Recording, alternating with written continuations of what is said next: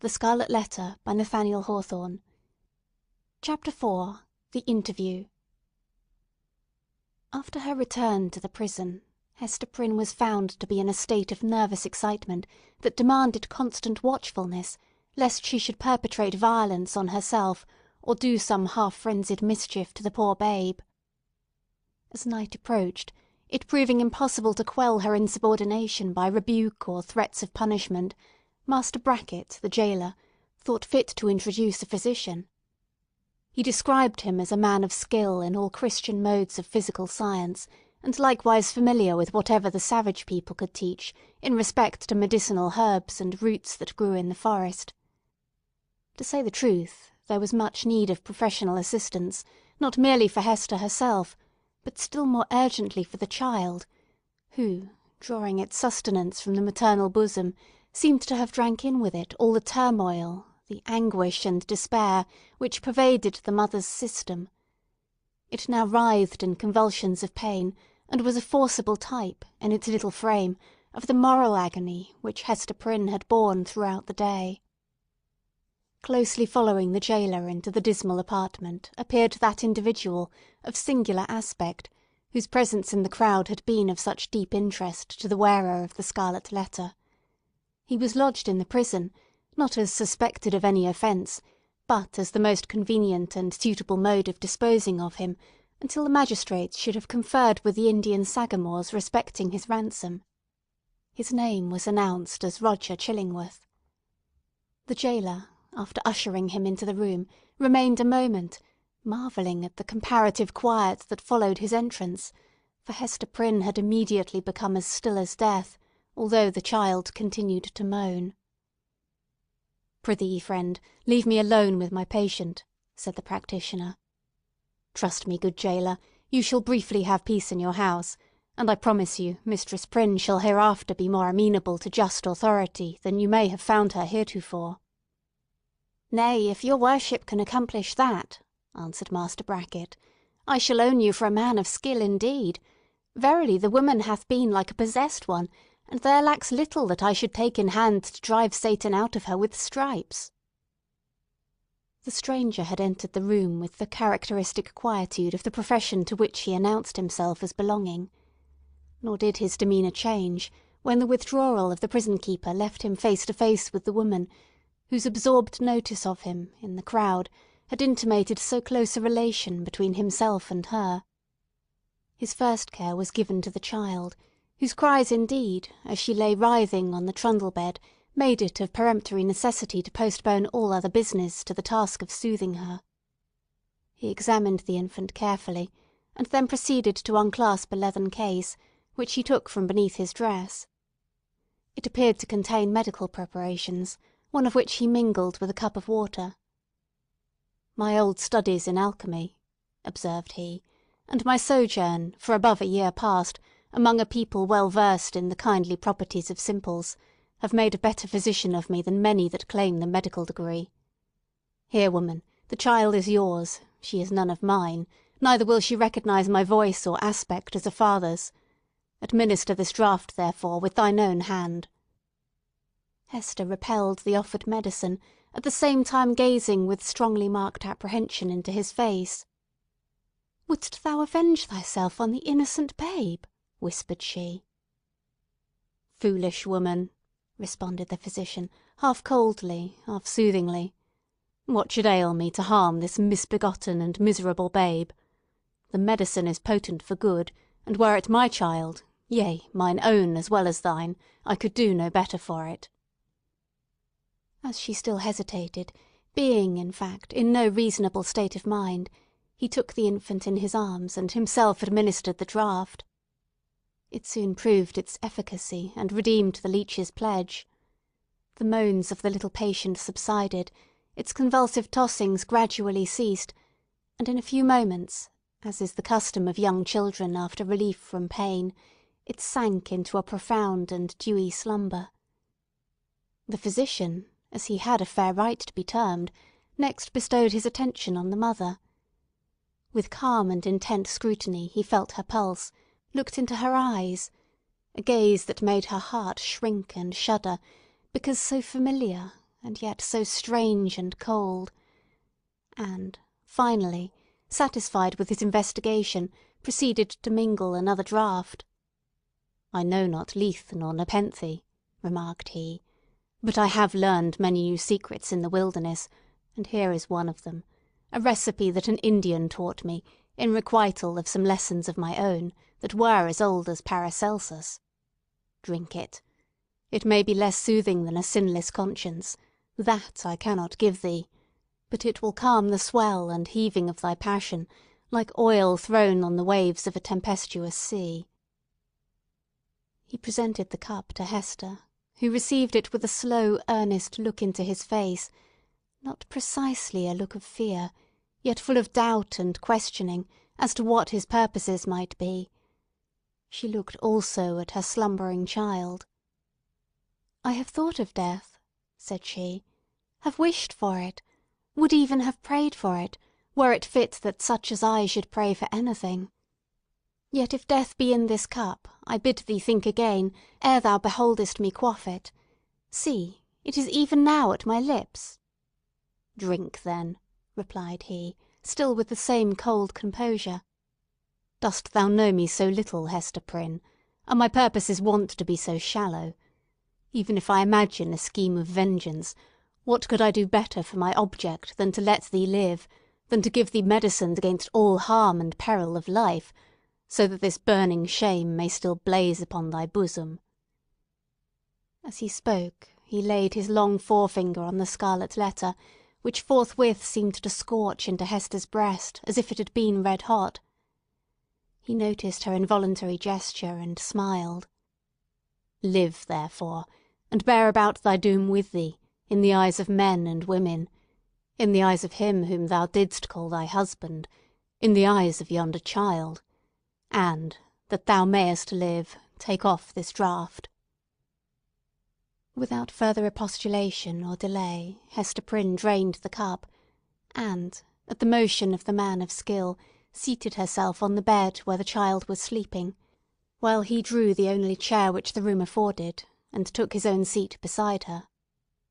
She could not but tremble at these preparations, for she felt that, having now done all that humanity or principle, or, if it so were, a refined cruelty, impelled him to do, for the relief of physical suffering, he was next to treat with her as the man whom she had most deeply and irreparably injured.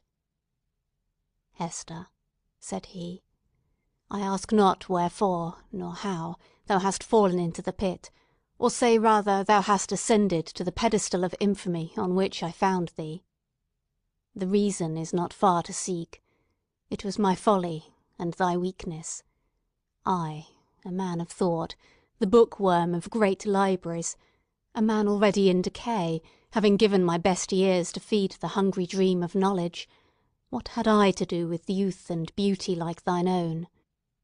Misshapen from my birth hour, how could I delude myself with the idea that intellectual gifts might veil physical deformity in a young girl's fantasy?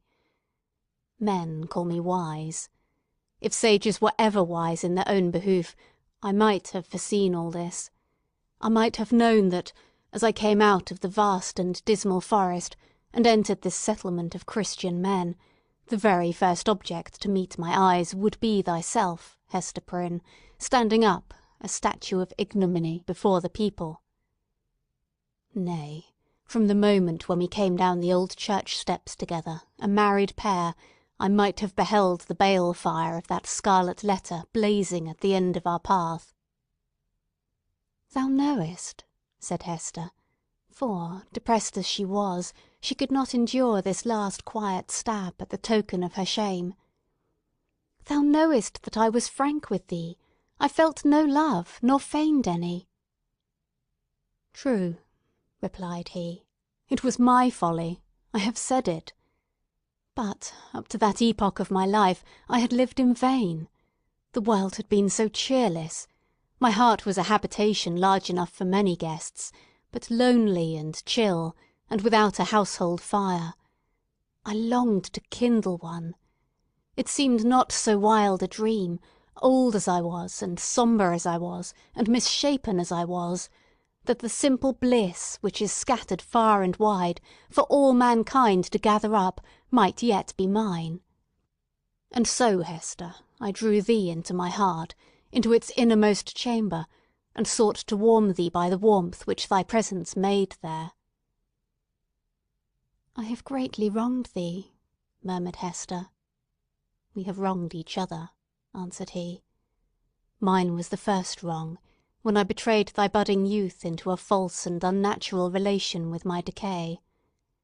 Therefore, as a man who has not thought and philosophized in vain, I seek no vengeance, plot no evil against thee. Between thee and me the scale hangs fairly balanced. But, Hester, the man lives who has wronged us both. Who is he?" "Ask me not," replied Hester Prynne, looking firmly into his face. "That thou shalt never know." "Never, sayest thou?" rejoined he, with a smile of dark and self-relying intelligence. "Never know him? Believe me, Hester, there are few things, whether in the outward world, or, to a certain depth, in the invisible sphere of thought, few things hidden from the man who devotes himself earnestly and unreservedly to the solution of a mystery. Thou mayest cover up thy secret from the prying multitude. Thou mayest conceal it too from the ministers and magistrates, even as thou didst this day, when they sought to wrench the name out of thy heart and give thee a partner on thy pedestal. But, as for me, I come to the inquest with other senses than they possess. I shall seek this man as I have sought truth in books, as I have sought gold in alchemy. There is a sympathy that will make me conscious of him. I shall see him tremble. I shall feel myself shudder, suddenly and unawares. Sooner or later he must needs be mine." The eyes of the wrinkled scholar glowed so intensely upon her that Hester Prynne clasped her hands over her heart, dreading lest he should read the secret there at once. "Thou wilt not reveal his name? Not the less he is mine," resumed he, with a look of confidence, as if destiny were at one with him. "He bears no letter of infamy wrought into his garment, as thou dost, but I shall read it on his heart. Yet fear not for him. Think not that I shall interfere with Heaven's own method of retribution, or, to my own loss, betray him to the gripe of human law. Neither do thou imagine that I shall contrive aught against his life, no, nor against his fame, if, as I judge, he be a man of fair repute. Let him live. Let him hide himself in outward honour, if he may. Not the less he shall be mine." "Thy acts are like mercy," said Hester, bewildered and appalled. "But thy words interpret thee as a terror." "One thing, thou that wast my wife, I would enjoin upon thee," continued the scholar. "Thou hast kept the secret of thy paramour. Keep, likewise, mine. There are none in this land that know me. Breathe not to any human soul that thou didst ever call me husband. Here, on this wild outskirt of the earth, I shall pitch my tent, for, elsewhere a wanderer, and isolated from human interests, I find here a woman, a man, a child, amongst whom and myself there exist the closest ligaments. No matter whether of love or hate, no matter whether of right or wrong. Thou and thine, Hester Prynne, belong to me. My home is where thou art, and where he is. But betray me not." "Wherefore dost thou desire it?" inquired Hester, shrinking, she hardly knew why, from this secret bond. "Why not announce thyself openly, and cast me off at once?" "It may be," he replied, "because I will not encounter the dishonour that besmirches the husband of a faithless woman. It may be for other reasons. Enough! It is my purpose to live and die unknown. Let, therefore, thy husband be to the world as one already dead, and of whom no tidings shall ever come. Recognise me not, by word, by sign, by look. Breathe not the secret, above all, to the man thou wottest of. Shouldst thou fail me in this, beware! His fame, his position, His life will be in my hands. Beware!" "I will keep thy secret, as I have his," said Hester. "Swear it," rejoined he. And she took the oath. "And now, Mistress Prynne," said old Roger Chillingworth, as he was hereafter to be named, "I leave thee alone, alone with thy infant and the scarlet letter. How is it, Hester? Doth thy sentence bind thee to wear the token in thy sleep? Art thou not afraid of nightmares and hideous dreams?" "Why dost thou smile so at me?" inquired Hester, troubled at the expression of his eyes.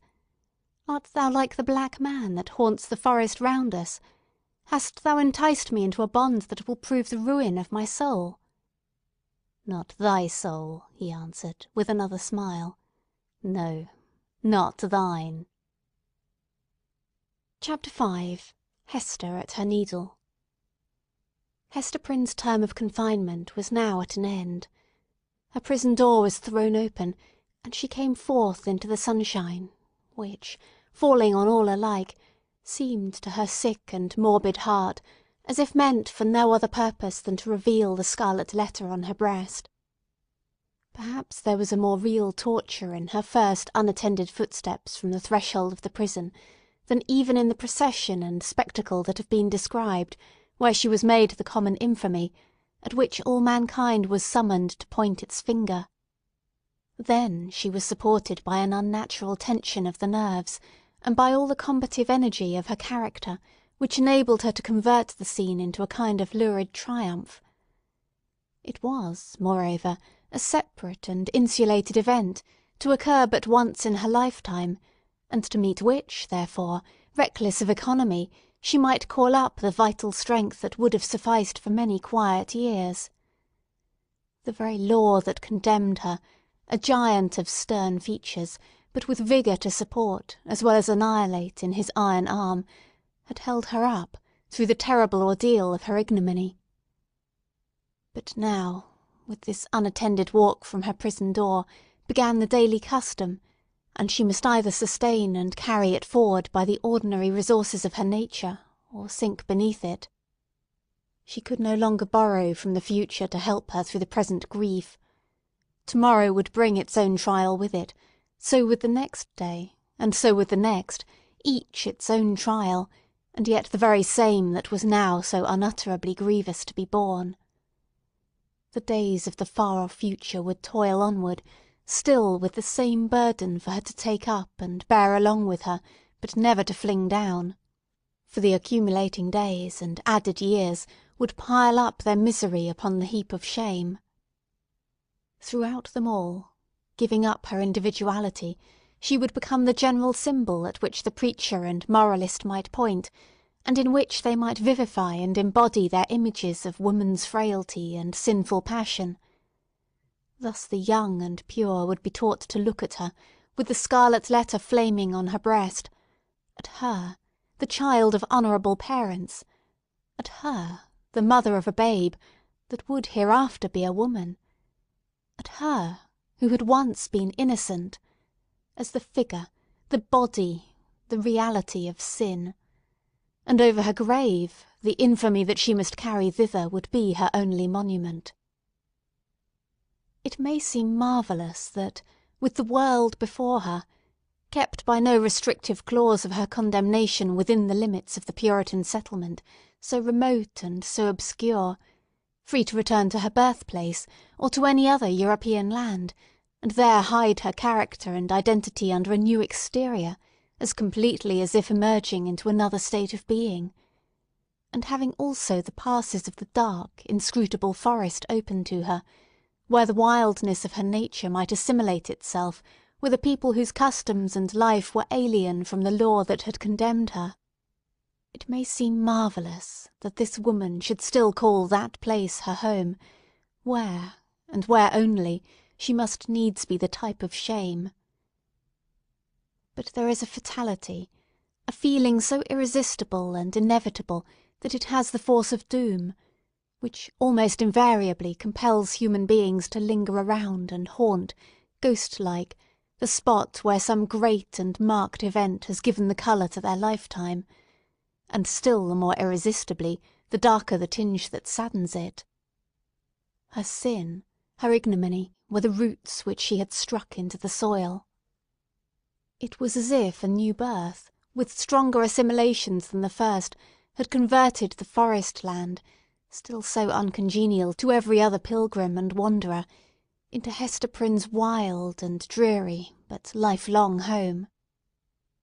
All other scenes of earth, even that village of rural England, where happy infancy and stainless maidenhood seemed yet to be in her mother's keeping, like garments put off long ago, were foreign to her in comparison. The chain that bound her here was of iron links, and galling to her inmost soul, but could never be broken. It might be, too, doubtless it was so, although she hid the secret from herself, and grew pale whenever it struggled out of her heart like a serpent from its hole. It might be that another feeling kept her within the scene and pathway that had been so fatal. There dwelt, there trod the feet of one with whom she deemed herself connected in a union that, unrecognised on earth, would bring them together before the bar of final judgment, and make that their marriage altar, for a joint futurity of endless retribution. Over and over again the tempter of souls had thrust this idea upon Hester's contemplation, and laughed at the passionate and desperate joy with which she seized and then strove to cast it from her. She barely looked the idea in the face, and hastened to bar it in its dungeon. What she compelled herself to believe, what, finally, she reasoned upon as her motive for continuing a resident of New England, was half a truth and half a self-delusion. Here, she said to herself, had been the scene of her guilt, and here should be the scene of her earthly punishment, and so, perchance, the torture of her daily shame would at length purge her soul, and work out another purity than that which she had lost, more saint-like because the result of martyrdom. Hester Prynne, therefore, did not flee. On the outskirts of the town, within the verge of the peninsula, but not in close vicinity to any other habitation, there was a small thatched cottage. It had been built by an earlier settler, and abandoned because the soil about it was too sterile for cultivation, while its comparative remoteness put it out of the sphere of that social activity which already marked the habits of the emigrants. It stood on the shore, looking across a basin of the sea at the forest-covered hills towards the west. A clump of scrubby trees, such as alone grew on the peninsula, did not so much conceal the cottage from view, as seemed to denote that here was some object which would fain have been, or at least ought to be, concealed. In this little lonesome dwelling, with some slender means that she possessed, and by the licence of the magistrates, who still kept an inquisitorial watch over her, Hester established herself with her infant child. A mystic shadow of suspicion immediately attached itself to the spot. Children, too young to comprehend wherefore this woman should be shut out from the sphere of human charities, would creep nigh enough to behold her plying her needle at the cottage window, or standing in the doorway, or labouring in her little garden, or coming forth along the pathway that led townward, and, discerning the scarlet letter on her breast, would scamper off with a strange, contagious fear. Lonely as was Hester's situation, and without a friend on earth who dared to show himself, she, however, incurred no risk of want. She possessed an art that sufficed, even in a land that afforded comparatively little scope for its exercise, to supply food for her thriving infant and herself. It was the art, then, as now, almost the only one within a woman's grasp, of needlework. She bore on her breast, in the curiously embroidered letter, a specimen of her delicate and imaginative skill, of which the dames of a court might gladly have availed themselves, to add the richer and more spiritual adornment of human ingenuity to their fabrics of silk and gold. Here, indeed, in the sable simplicity that generally characterized the puritanic modes of dress, there might be an infrequent call for the finer productions of her handiwork. Yet the taste of the age, demanding whatever was elaborate in compositions of this kind, did not fail to extend its influence over our stern progenitors, who had cast behind them so many fashions which it might seem harder to dispense with.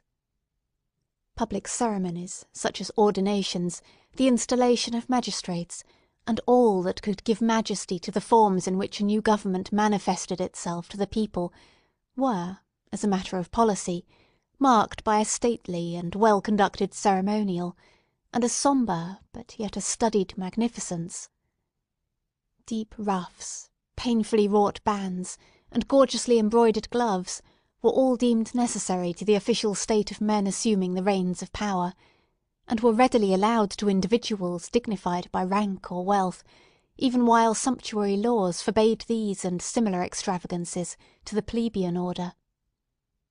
In the array of funerals, too, whether for the apparel of the dead body, or to typify, by manifold emblematic devices of sable cloth and snowy lawn, the sorrow of the survivors, there was a frequent and characteristic demand for such labour as Hester Prynne could supply.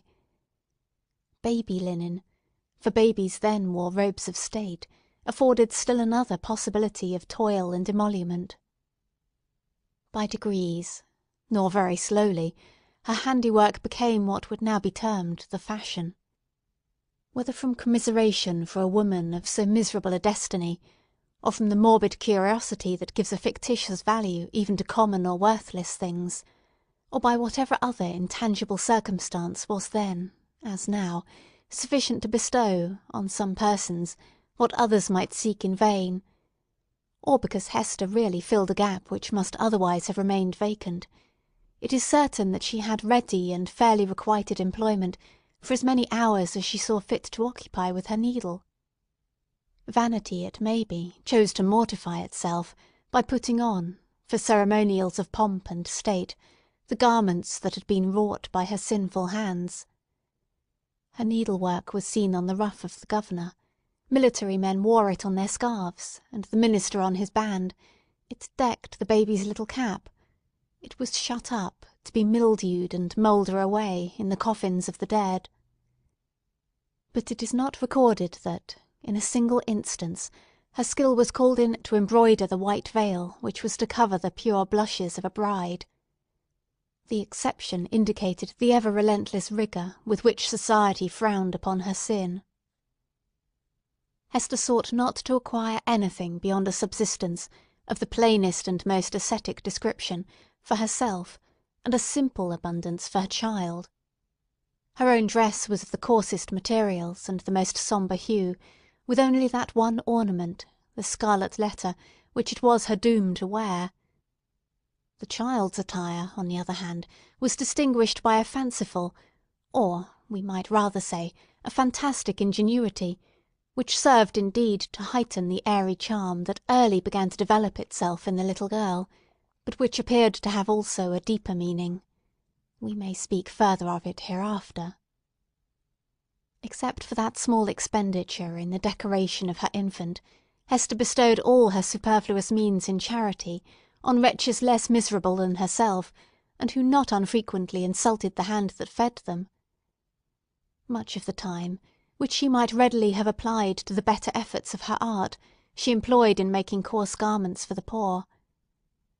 It is probable that there was an idea of penance in this mode of occupation, and that she offered up a real sacrifice of enjoyment in devoting so many hours to such rude handiwork. She had in her nature a rich, voluptuous, oriental characteristic, a taste for the gorgeously beautiful, which, save in the exquisite productions of her needle, found nothing else, in all the possibilities of her life, to exercise itself upon. Women derive a pleasure, incomprehensible to the other sex, from the delicate toil of the needle. To Hester Prynne it might have been a mode of expressing, and therefore soothing, the passion of her life. Like all other joys, she rejected it as sin. This morbid meddling of conscience with an immaterial matter betokened, it is to be feared, no genuine and steadfast penitence, but something doubtful, something that might be deeply wrong beneath. In this manner, Hester Prynne came to have a part to perform in the world. With her native energy of character, and rare capacity, it could not entirely cast her off, although it had set a mark upon her more intolerable to a woman's heart than that which branded the brow of Cain. In all her intercourse with society, however, there was nothing that made her feel as if she belonged to it.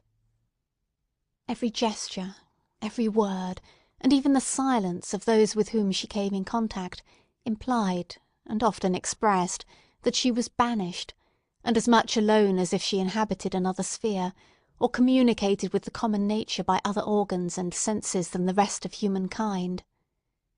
She stood apart from moral interests, yet close beside them, like a ghost that revisits the familiar fireside, and can no longer make itself seen or felt, no more smile with the household joy, nor mourn with the kindred sorrow, or, should it succeed in manifesting its forbidden sympathy, awaking only terror and horrible repugnance.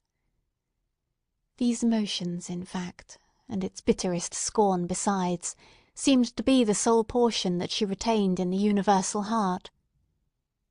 It was not an age of delicacy, and her position, although she understood it well, and was in little danger of forgetting it, was often brought before her vivid self-perception, like a new anguish, by the rudest touch upon the tenderest spot. The poor, as we have already said, whom she sought out to be the objects of her bounty, often reviled the hand that was stretched forth to succour them. Dames of elevated rank, likewise, whose doors she entered in the way of her occupation, were accustomed to distil drops of bitterness into her heart, sometimes through that alchemy of quiet malice by which women can concoct a subtle poison from ordinary trifles, and sometimes, also, by a coarser expression, that fell upon the sufferer's defenceless breast like a rough blow upon an ulcerated wound. Hester had schooled herself long and well.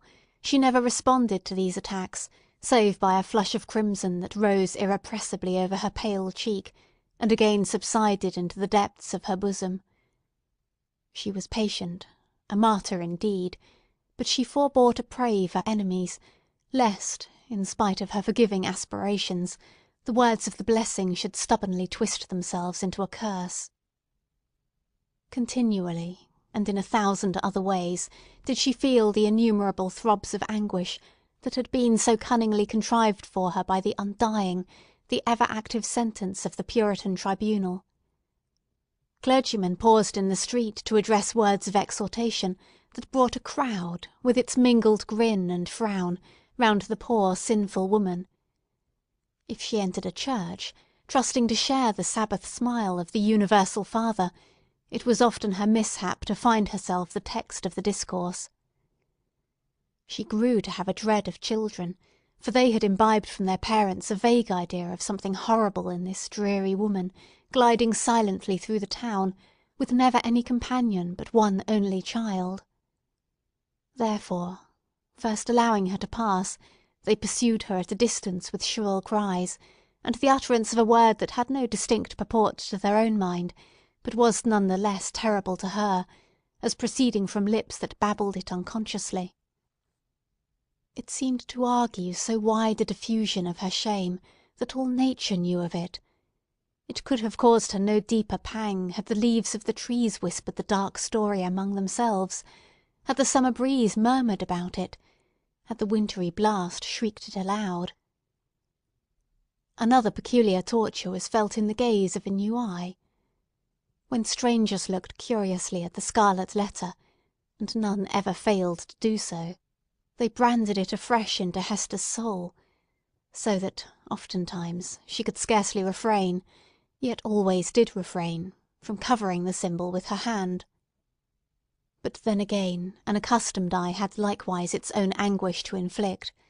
Its cool stare of familiarity was intolerable. From first to last, in short, Hester Prynne had always this dreadful agony in feeling a human eye upon the token. The spot never grew callous. It seemed, on the contrary, to grow more sensitive with daily torture. But sometimes, once in many days, or perchance in many months, she felt an eye, a human eye, upon the ignominious brand, that seemed to give a momentary relief, as if half of her agony were shared. The next instant back it all rushed again, with still a deeper throb of pain, for, in that brief interval, she had sinned anew. Had Hester sinned alone? Her imagination was somewhat affected, and, had she been of a softer moral and intellectual fibre, would have been still more so, by the strange and solitary anguish of her life. Walking to and fro, with those lonely footsteps, in the little world with which she was outwardly connected, it now and then appeared to Hester, if altogether fancy, it was nevertheless too potent to be resisted. She felt, or fancied then, that the Scarlet Letter had endowed her with a new sense. She shuddered to believe, yet could not help believing, that it gave her a sympathetic knowledge of the hidden sin in other hearts. She was terror-stricken by the revelations that were thus made. What were they? Could they be other than the insidious whispers of the bad angel, who would fain have persuaded the struggling woman, as yet only half his victim, that the outward guise of purity was but a lie, and that, if truth were everywhere to be shown, a Scarlet Letter would blaze forth on many a bosom besides Hester Prynne's? Or must she receive those intimations, so obscure, yet so distinct, as truth? In all her miserable experience there was nothing else so awful and so loathsome as this sense. It perplexed as well as shocked her, by the irreverent inopportuneness of the occasions that brought it into vivid action. Sometimes the red infamy upon her breast would give a sympathetic throb as she passed near a venerable minister or magistrate, the model of piety and justice, to whom that age of antique reverence looked up, as to a mortal man in fellowship with angels. "What evil thing is at hand?" would Hester say to herself. Lifting her reluctant eyes, there would be nothing human within the scope of view, save the form of this earthly saint. Again a mystic sisterhood would contumaciously assert itself, as she met the sanctified frown of some matron, who, according to the rumour of all tongues, had kept cold snow within her bosom throughout life. That unsunned snow in the matron's bosom, and the burning shame on Hester Prynne's, what had the two in common?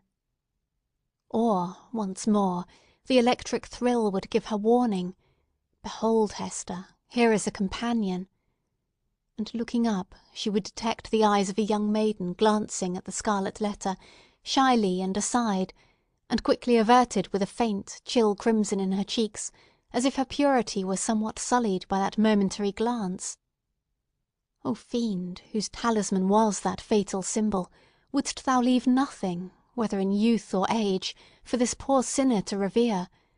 Such loss of faith is ever one of the saddest results of sin.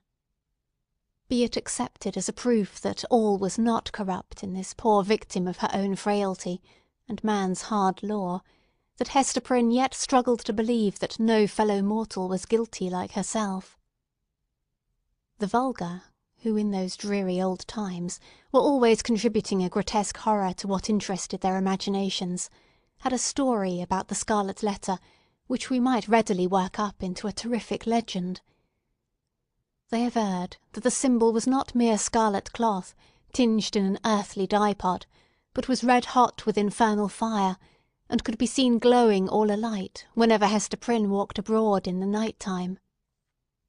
And, we must needs say, it seared Hester's bosom so deeply that perhaps there was more truth in the rumour than our modern incredulity may be inclined to admit.